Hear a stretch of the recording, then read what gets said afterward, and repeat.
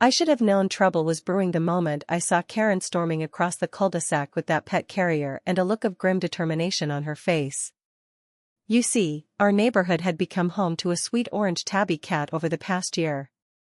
Nobody knew where he came from originally, but he'd become a fixture in our little suburban community.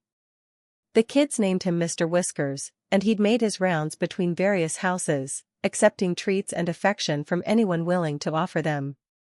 He was friendly, well-behaved, and had never caused any problems.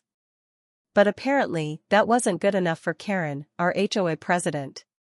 Karen had moved into the neighborhood about 6 months prior and immediately ran for the HOA board. She won, mostly because nobody else wanted the job. Within weeks, she'd transformed from a seemingly normal suburban mom into a petty tyrant who lived and breathed HOA regulations. Her days were consumed with measuring grass heights, inspecting mailbox colors, and sending violation notices for the most minor infractions. I'd received 3 letters in the past month alone, one for leaving my trash cans visible from the street 15 minutes past the collection time, another for having a garden gnome that was apparently not pre-approved lawn decor, and a third for parking my car in my own driveway at an angle that was somehow offensive to the neighborhood aesthetic.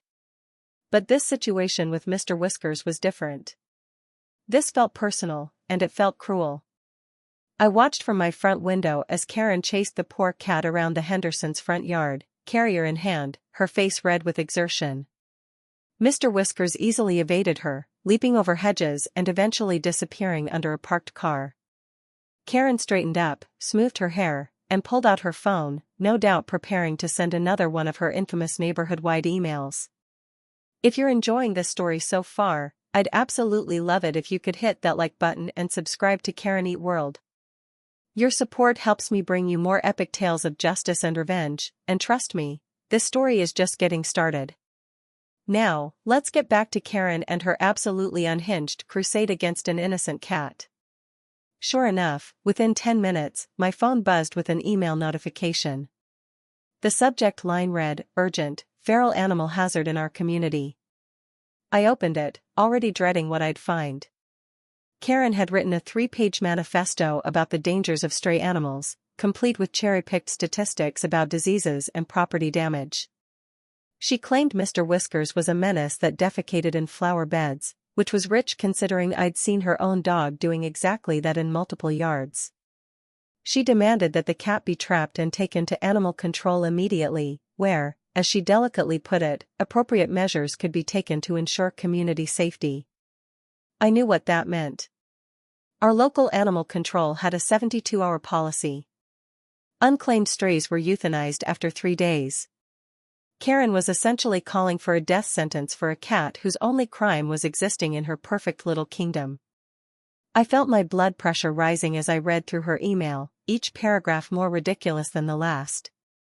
She'd even included a section about potential lawsuits if someone tripped over the cat, as if Mr. Whiskers was some sort of furry landmine waiting to destroy property values and ankle bones. I'd dealt with difficult people in my career as a corporate attorney, but Karen was operating on a different level. This wasn't just about power or control anymore. This was about someone so consumed with their petty authority that they'd kill a harmless animal just to prove they could. I deleted the email and decided to let it go, assuming the rest of the neighborhood would see through Karen's manufactured crisis. I was wrong. 2 days later, I came home from work to find Karen had actually succeeded in trapping Mr. Whiskers. She'd set up a humane trap with food, and the poor cat, always trusting and friendly, had walked right in. I saw her loading the carrier into her SUV, a triumphant smile on her face. Several neighbors had gathered on the sidewalk, including old Mr. Patterson from 2 doors down, who'd been feeding Mr. Whiskers every morning for months. He looked devastated. I parked my car and walked over. "Karen, what are you doing?" I asked, keeping my tone even and professional. "That cat hasn't hurt anyone. He's just been living his life."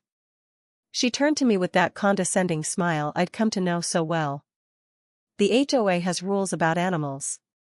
They must be contained on their owner's property.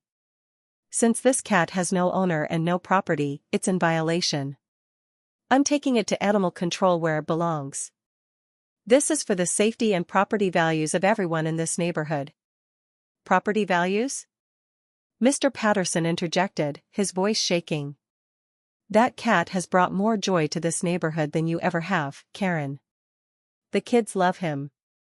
He's not hurting anything. Karen's expression hardened. Then perhaps you should have adopted him properly and followed the correct procedures to register him as a pet with the HOA. But you didn't, and now there are consequences. This is what happens when people ignore the rules. I watched her drive away, the carrier visible in her back seat, and something inside me shifted. I'd been patient with Karen's power trips because they'd been annoying but ultimately harmless. This was different. This crossed a line from petty to cruel. I pulled out my phone and started making calls. My first call was to my college roommate, Marcus, who now ran one of the most successful animal rights nonprofits in the state. My second was to my old law school study partner, Jennifer, who specialized in municipal law and HOA regulations. My third was to my sister, who worked in the county assessor's office and owed me a favor. By the time I went to bed that night, I had the framework of a plan that would make Karen regret ever coming after Mister Whiskers.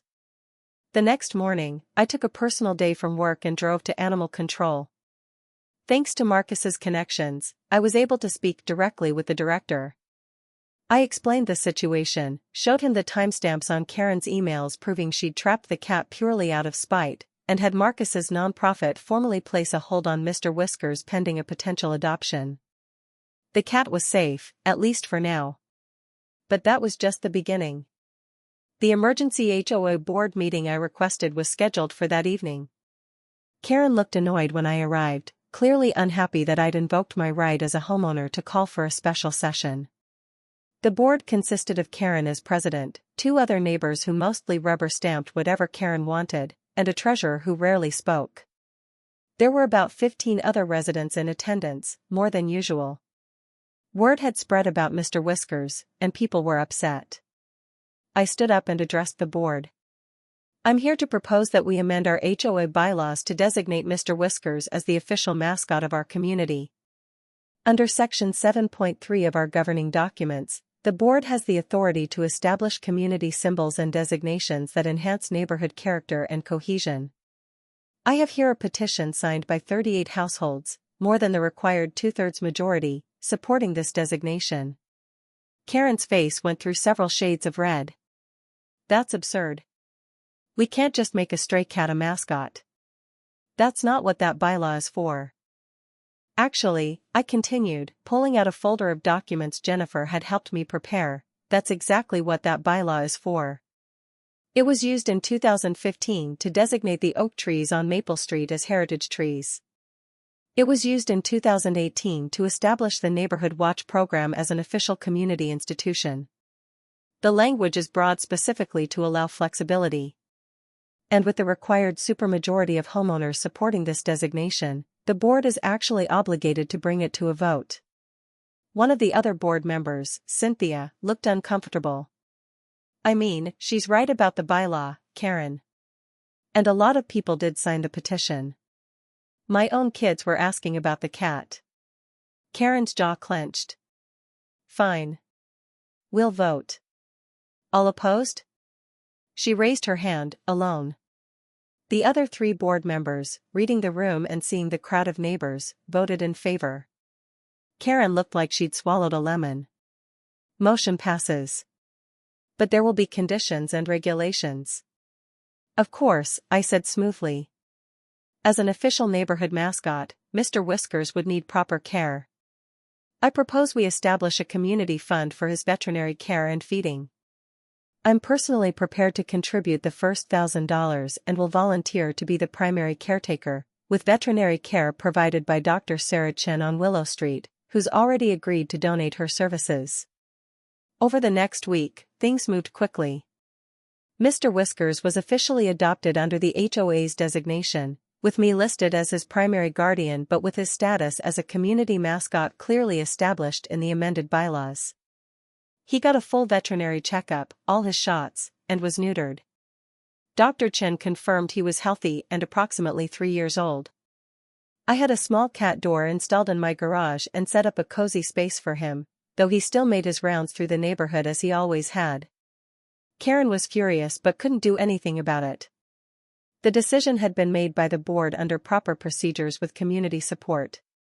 But I knew her well enough by now to know she wouldn't let it go. Sure enough, 2 weeks later, I received a notice that my property was being inspected for multiple violations. Karen had apparently walked around my house with a tape measure and the entire HOA rulebook. The violations were absurd. My house number wasn't centered properly on my mailbox post, off by approximately 1/4 inch. The mulch in my flower beds was cedar instead of the approved hardwood blend. My front door wreath exceeded the maximum allowed diameter by 2 inches. One of my window shutters had a screw that was slightly loose, creating a barely visible gap. In total, she'd found 11 violations, each carrying a $50 fine per day until corrected. I corrected them all within a week, meticulously documenting everything with photographs and receipts. But Karen's harassment didn't stop there. She started following Mister Whiskers around the neighborhood, documenting every time he stepped onto a property, claiming he was trespassing and I was responsible. Never mind that cats can't be controlled the same way as dogs, or that he'd been visiting these same houses for over a year, or that all the homeowners welcomed him. She sent me daily violation notices with grainy photos of Mister Whiskers lounging on various porches and lawns. When I pointed out that the HOA mascot designation specifically allowed for his presence throughout the community, she responded by scheduling another board meeting to discuss mascot boundaries and restrictions. She proposed that Mister Whiskers be confined to my property only, which would defeat the entire purpose of a community mascot. The motion failed, but it was clear Karen was waging a personal vendetta. The final straw came when she attempted to have Mister Whiskers declared a nuisance animal. She claimed he'd been howling at night, though multiple neighbors testified they'd never heard him make more than gentle meows. She produced photos of damaged plants, claiming he'd destroyed them, though the timestamps showed the damage occurred during a thunderstorm before Mister Whiskers had even been trapped. She was fabricating evidence and didn't seem to care that everyone could see through it. That's when I decided it was time to implement phase 2 of my plan. The research my sister had done revealed something very interesting about our neighborhood.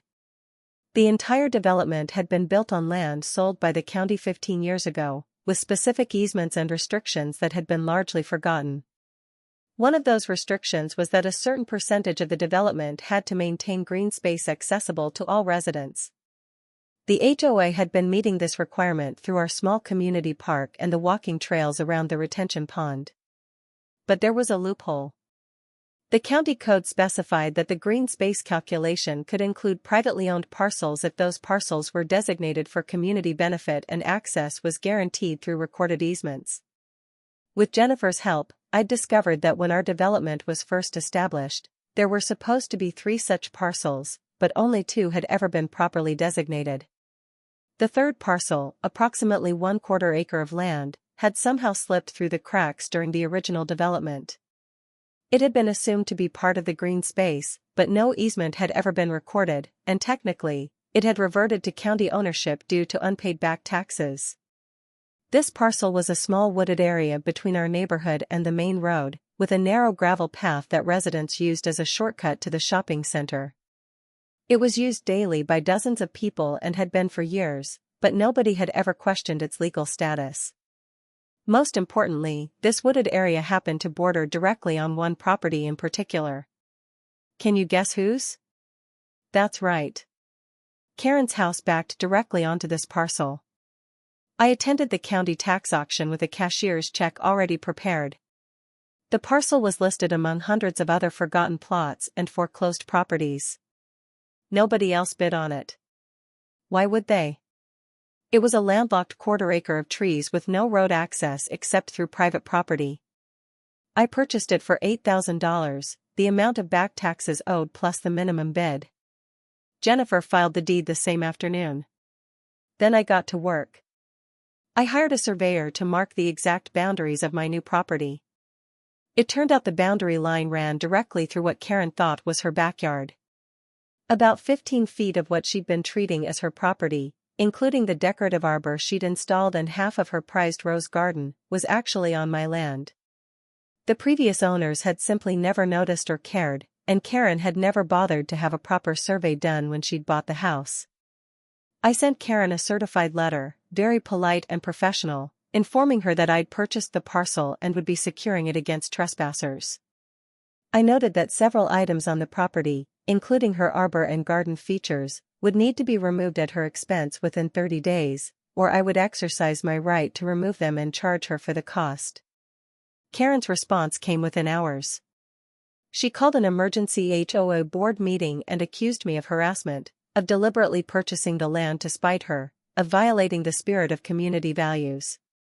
She demanded the HOA take action against me. The board, however, could do nothing. I'd broken no HOA rules. I'd purchased property at a legitimate public auction. What I did with my own private property was my business, as long as I followed county ordinances. But I wasn't done. Remember how I mentioned the green space requirement? I'd done the math very carefully.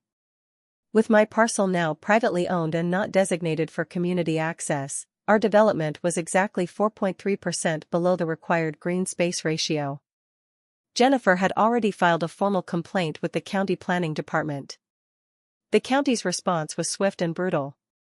Our HOA was given 90 days to come into compliance or face penalties including fines and potential loss of our development certificate of occupancy. The only ways to comply were to purchase additional land, which would cost hundreds of thousands of dollars the HOA didn't have, to designate existing private property for community access, which no homeowner would agree to, or to negotiate with me to establish an easement on my parcel. Karen called me directly, something she'd never done before. Her voice was tight with barely controlled rage. "You've engineered this entire situation. You deliberately created a crisis for this community just to get back at me over a stupid cat." I kept my voice calm and pleasant. I purchased available property at a public auction. I filed a legitimate code compliance complaint. I've done nothing illegal or even unethical, Karen.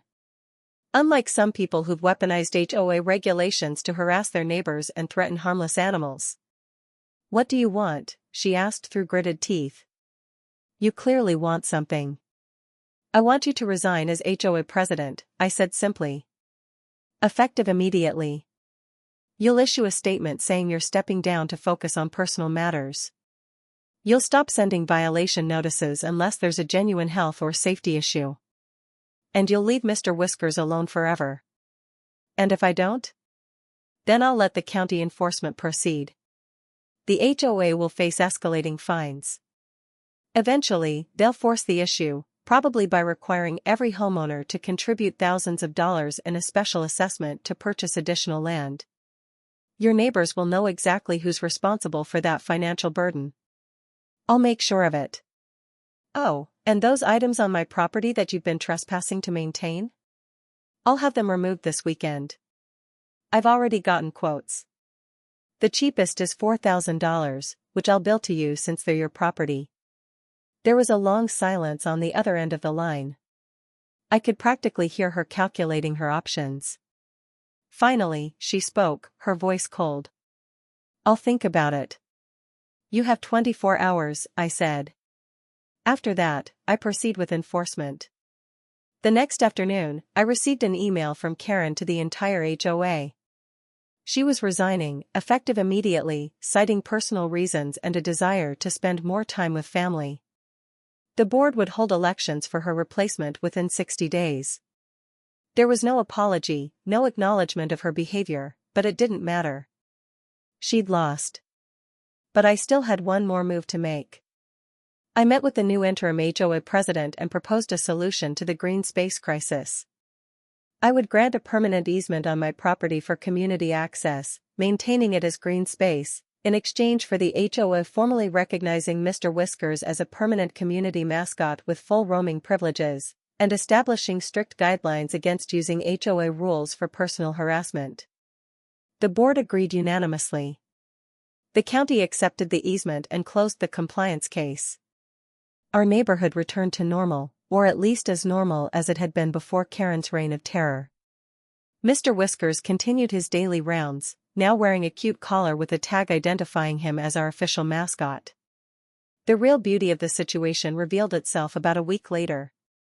I was working in my front yard when I saw Karen loading boxes into her car.